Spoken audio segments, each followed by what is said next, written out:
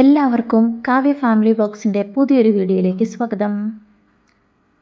നമ്മളിന്ന് പോകുന്നത് കോട്ടാങ്ങൽ ശ്രീ ഭദ്രകാളി ക്ഷേത്രത്തിലേക്കാണ്.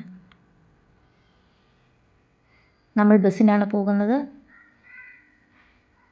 പത്തനംതിട്ടയിലെ ചുങ്കപ്പാറ എന്ന സ്ഥലത്തു നിന്നും ഏകദേശം 2 കിലോമീറ്റർ ഉണ്ട് നമുക്ക് കോട്ടാങ്ങൽ ശ്രീ ഭദ്രകാളി ക്ഷേത്രത്തിലേക്ക് എത്തിച്ചേരാൻ. നമുക്ക് പോകാം.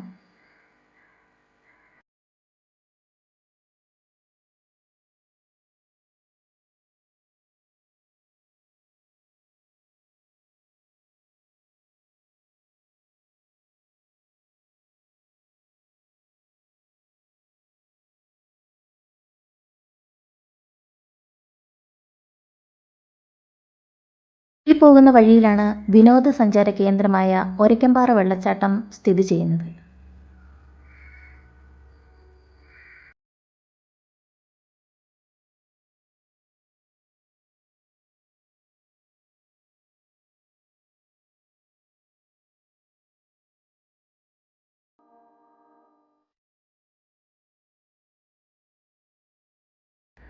കോട്ടാങ്ങൽ പത്തനംതിട്ട ജില്ലയിലെ മല്ലപ്പള്ളി താലൂക്കിലെ ഒരു ഗ്രാമമാണ് കോട്ടാങ്ങൽ. മണിമലയാർ കോട്ടാങ്ങലിൻ്റെ അതിർത്തിയിലൂടെ ഒഴുകി കോട്ടയം ജില്ലയുമായി അതിനെ വേർതിരിക്കുന്നു. ഈ സൈഡിലോട്ട് മല്ലപ്പള്ളിക്ക് പോകാം, ഈ സൈഡിലോട്ട് ചുങ്കപ്പാറ മണിമല റൂട്ട് പോകും. 2 കരക്കാർ തമ്മിലുള്ള മത്സരങ്ങൾ ഇവിടെ നടക്കുന്നതുകൊണ്ടാണ് 2 മെയിൻ കവാടങ്ങൾ ഉള്ളത്. ഇപ്പം നമ്മൾ കണ്ടത് കുളത്തൂർക്കരയുടെ കവാടമാണ്. താഴെ ഭാഗത്തായിട്ടാണ് കോട്ടാങ്ങൽക്കരയുടെ കവാടം വരുന്നത്. ഇവിടെ പടയണി മഹോത്സവമാണ് പേരുകേട്ട ആഘോഷം. 1500 വർഷത്തെ പാരമ്പര്യമുണ്ട് പടയണി മഹോത്സവത്തിന്.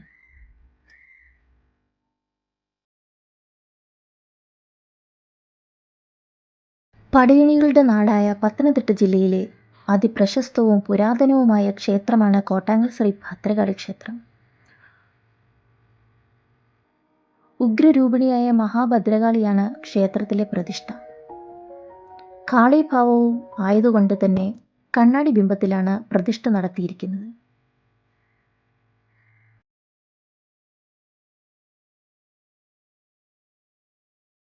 ഉപദേവതകളായിട്ട് ശാസ്താവ്, ഗണപതി, രക്ഷസ്, ഭൂതത്താൻ, യക്ഷിയമ്മ, സർപ്പദൈവങ്ങൾ.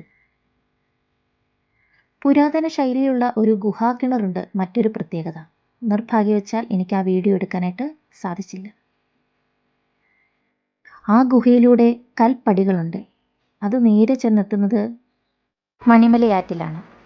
അമ്പലത്തിലേക്ക് വേണ്ട വെള്ളം അവിടെ നിന്നാണ് എടുക്കുന്നതെന്നാണ് പറയപ്പെടുന്നത്. പടയണി എന്ന മഹോത്സവത്തെക്കുറിച്ച് പറയുകയാണെങ്കിൽ നൂറ്റാണ്ടുകളുടെ പഴക്കമുണ്ട്. നേരത്തെ എല്ലാവരും ഒരുമിച്ചായിരുന്നു. കാലക്രമേണ 2 കരക്കാരായിട്ട് മാറിയിരിക്കുന്നു. കുളത്തൂർക്കര, പിന്നെ കോട്ടാങ്ങൽക്കര. 2 കരക്കാരും മത്സരബുദ്ധിയോടെയാണ് പടയണിയെ കൈക്കൊള്ളുന്നത്. 28 ദിവസം നീണ്ടു നിൽക്കുന്നതാണ് പടയണി. ധനുമാസത്തിലെ ഭരണിയിൽ ചൂട്ടുവെച്ച് തുടങ്ങി മകരമാസത്തിലെ ഭരണി നാളിൽ അവസാനിക്കുന്നതാണ് പടയണി. പടയണിയുടെ ഐതിഹ്യം പറയുവാണെങ്കിൽ, ദാരികാസുരനെ വധിക്കാൻ പരമേശ്വരൻ്റെ തൃക്കണ്ണിൽ നിന്ന് ഭദ്രകാളി ഉടലെടുത്തു എന്നാണ് പറയുന്നത്. ദാരികാസുര വധത്തിനായി പുറപ്പെട്ട ദേവി ദാരീകനെ നിഗ്രഹിച്ച് കലിയടങ്ങാതെ തുള്ളി അലറി വിളിച്ച ദേവിയുടെ മുന്നിൽ ശിവന്റെ ഭൂതഗണങ്ങളും ദേവന്മാരും കൂടി പച്ചപ്പാളയിൽ ദേവിയുടെ മുന്നിൽ നൃത്തം വെച്ചു എന്നാണ് ഐതിഹ്യം. ഈ നൃത്തച്ചുവടുകൾ കണ്ട് സംപ്രീതിയായി എന്നാണ് പറയപ്പെടുന്നത്. അതിൻ്റെ ഓർമ്മയ്ക്കായിട്ടാണ് മനുഷ്യർ ദേവിക്ക് ഇതുപോലുള്ള ആഘോഷങ്ങൾ നടത്തുന്നത്. ഇതിൻ്റെ ഓർമ്മ പുതുക്കൽ ആണ് പടയണി. പലതരത്തിലുള്ള കോലങ്ങൾ തുള്ളുന്നുണ്ട്. ഭൈരവിക്കോലം, യക്ഷിക്കോലം, മറുതക്കോലം, പക്ഷിക്കോലം, കാലങ്കോലം എന്നിവ തുള്ളുന്നു. ഏറ്റവും വലിയത് ഭൈരവിക്കോലമാണ്. 16 പാള, 32 പാള, 64 പാള. ഏറ്റവും വലിയതാണ് 101 പാളയുടെ ഭൈരവി. ഭദ്രകാളി അമ്മയുടെ തനത് രൂപമാണ് ഭൈരവി കോലത്തിൽ വരയ്ക്കാറുള്ളത്.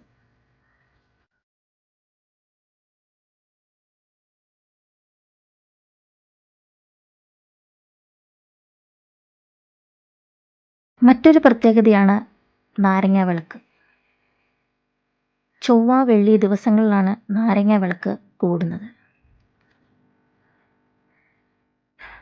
കോട്ടാങ്ങൽ ശ്രീ ഭദ്രകാളി ക്ഷേത്രത്തിൽ വെള്ളിയാഴ്ച മാത്രം നടത്തപ്പെടുന്നതാണ് നാരങ്ങ വിളക്ക്.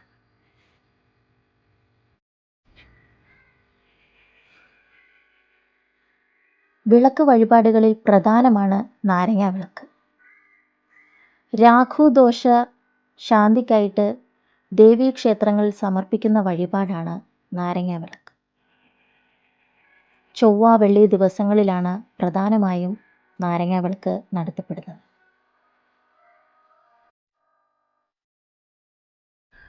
നാരങ്ങ നടുവേ മുറിച്ച് നീര് കളഞ്ഞ് നടു നിവർത്തി ചിരാത് പോലെ ആക്കുക.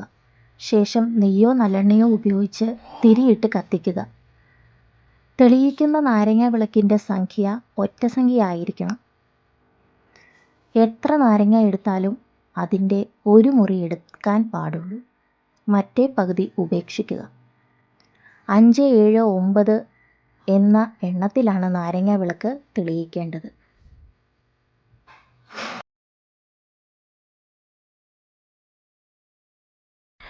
നാരങ്ങ വിളക്കിന് ശേഷം അന്നദാനമുണ്ട്.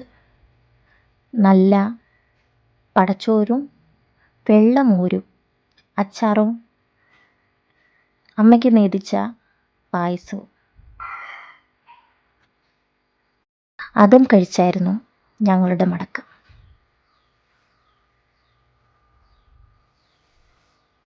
ഇന്നത്തെ വീഡിയോ ഇത്രയേ ഉള്ളൂ. എല്ലാവർക്കും ഇഷ്ടപ്പെട്ടെങ്കിൽ ചാനലൊന്ന് സബ്സ്ക്രൈബ് ചെയ്യുക, ലൈക്ക് ചെയ്യുക, ഷെയർ, കമൻറ്റ് ചെയ്യുക. അപ്പം അടുത്ത വീഡിയോ ആയിട്ട് കാണുന്നവരെ എല്ലാവർക്കും tata bye bye, see U.